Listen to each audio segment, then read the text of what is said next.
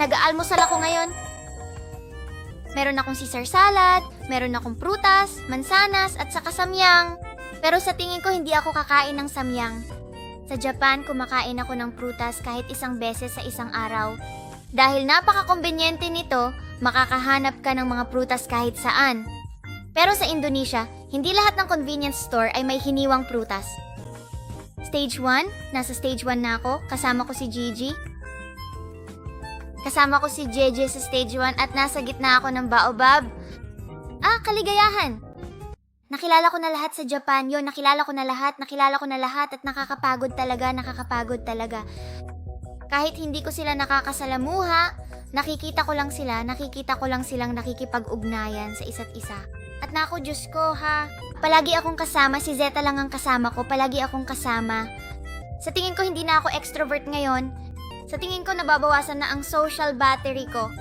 Dati, parang golden retriever ako kapag may nakikilala akong mga bagong tao, alam mo yon? Pero ngayon wala na akong lakas para tingnan pa ang mukha nila. Hindi. Nakatingin lang ako sa sahig. Hindi man lang tumingin kay Zeta. Pero nakatingin lang ako sa sahig habang nakahawak sa kamay ni Zeta buong oras. Kung nilapitan man ako ayos lang, pero ako lang... Hindi ko kaya, hindi na ako makalapit sa mga tao ngayon. Iyon ang nararamdaman ko. Pero ramdam ko pa rin ang excitement. Nakalimutan ko kung 2 taon na ang nakalipas o noong nakaraang taon.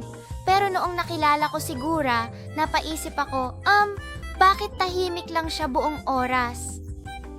Parang hindi siya naglakas loob. Sa pakikipag-eye contact, tahimik lang siya. At ngayon ramdam ko na siya. Nandito ako. Nasa loob niya ako, sa binti, sa paa, sa mga paa. Alam mo ba talaga? Alam mo ba ang ibig kong sabihin sa sinasabi ko? Nasa sitwasyon niya ako ngayon, ramdam na ramdam ko ang lahat. Bakit kaya hindi niya subukang intindihin ang lahat ng ito? Bakit hindi niya subukang tingnan ang anggulo ko? Bakit hindi niya subukang, alam mo na, ang magmuni-muni muna ng malalim bago magsalita?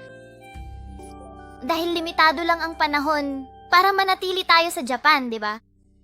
Para sa amin ng mga talento mula sa ibang bansa, bakit hindi natin samantalahin ang limitadong oras para makipag-ugnayan sa ibang mga senpai? Yun ang iniisip ko, pero ngayon, naiintindihan ko siya, nahihiya ako, mahina ang loob ko sa social battery. Anyway, itadakimasu. Kinakain ko ang Caesar salad.